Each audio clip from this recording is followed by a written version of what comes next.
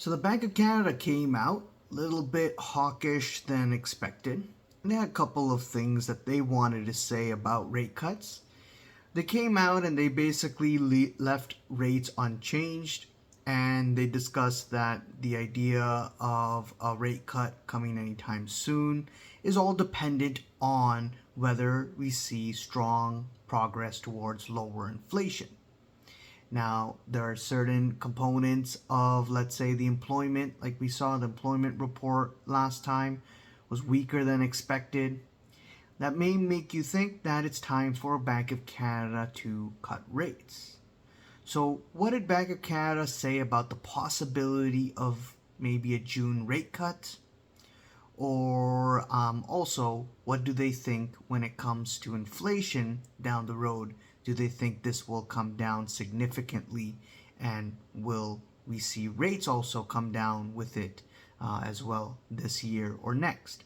So I'm going to just quickly summarize a couple of things here that came out from the press conference during the Bank of Canada event, interest rate decision event. So basically it goes off, it says, Macklem says, we're encouraged by what we've seen in the economy. Things are moving in the right direction. We need to see that progress continue.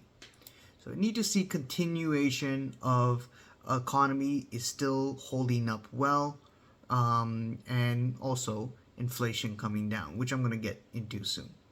If things evolve broadly as we expect, it will be appropriate to cut rates.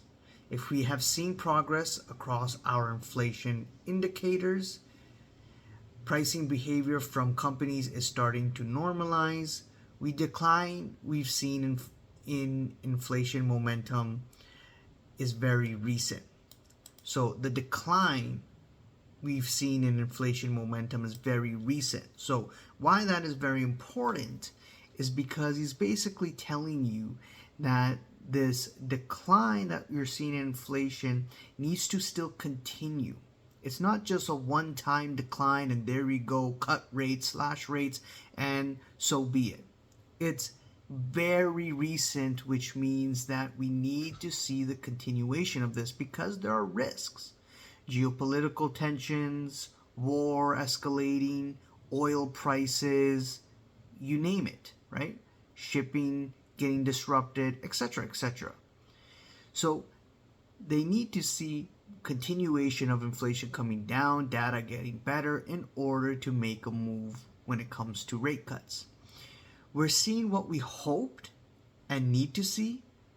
We just need to see it for longer. Very similar to what the US Federal Reserve is saying.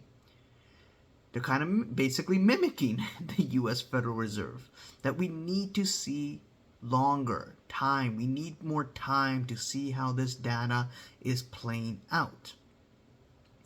Macklem was asked about June and the 2 CPI prints before then and said that they'll cut when they're confident on inflation and that they're seeing what they hoped and just need to see it for longer.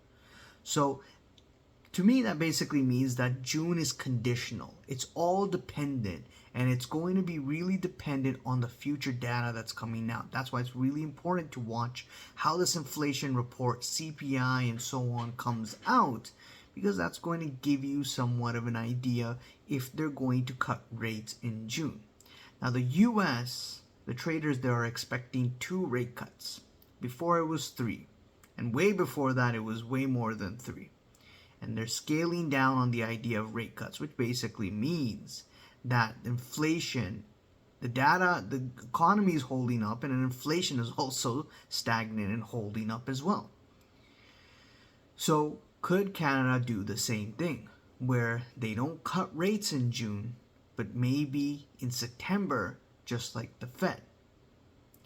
So it all depends. Again, it's going to be dependent on the data. How weak does the employment report comes out in the next coming months? Because we did see some weakness there. Although Bank of Canada may be forecasting a strong, resilient economy, a soft landing, etc., etc. They also mentioned shelter component, housing prices. The inflation there is still elevated.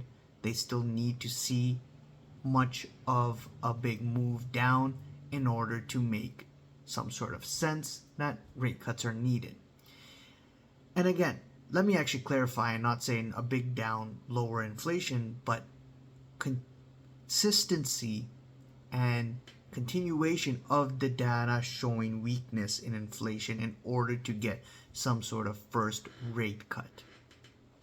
Now, Canada worries me a bit because their, again, employment situation is kind of, so you're seeing some deterioration in there, and they're holding rates for a very long time. Higher.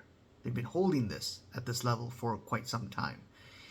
Now, if they start cutting rates, it doesn't mean necessarily they're going to cut aggressively. That's also a wrong ideology. They can cut rates and pause. They can cut rates and move very slow, which is very likely to happen than just cutting aggressively. Unless there is some sort of black swan event or big event that causes the Bank of Canada to come out and then save the day in cutting rates aggressively, which I think would happen in a more likely scenario where they would cut aggressively is because there's some sort of black swan event or something that's very deteriorating the economy or the job market and so on. That's where I would see aggressive rate cuts. But until then, there's no reason to expect this year of aggressive rate cuts to happen, especially if the data is still holding up. So those are my 2 cents. Very similar to what the Fed has been saying.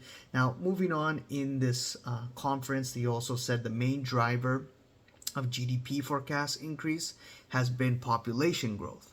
So all this population growth, the immigration that's contributing to the GDP forecast, keeping the GDP elevated and strong, is, in my opinion, more of an external thing than an internal, because you're depending on outside people to have your GDP move up higher, for your economy to grow further. If that stops or slows down significantly, then what does that mean? Economy deteriorates quite rapidly. So it's really being driven by an external force, which doesn't sound so promising or good. We did discuss when rate cuts, so Macklem saying that we did discuss when to cut rates. There was a clear consensus to hold. There is some diversity in the views in the governing council as to when we're going to see what we're looking for. We will be particularly focused on core inflation, so that's very important, looking at core inflation. When we talk about sustained progress, that's what we mean. Housing will continue to contribute to inflation. So still expect housing to keep the inflation numbers elevated. So what does that mean, right? You're looking at core inflation, housing is still going to contribute to inflation. Does that mean that, that June rate cut is unlikely? Now, what are traders thinking? Well, traders were thinking that there was a 70% chance of a rate cut in Canada in June. That has dropped all the way down to now 40%, right? So less chance, less probability of some sort of rate cut in Canada in June. That can definitely change with the data, and but as of right now, according to everything that we have as of now, it looks like the idea of a rate cut coming anytime soon is just fairy tale, pixie dust, you name it, right? So until then, until we get the data, until it's supporting enough that there's going to get some sort of rate cut, to me it looks like June is not a possibility. Maybe might be in the lines of maybe September, similar to how the US Fed is doing things. So anyways, let me know what you guys think. Leave a comment below, subscribe, hit the like button, bell icon to be notified on the next video, and I'll see you guys around. Cheers and bye.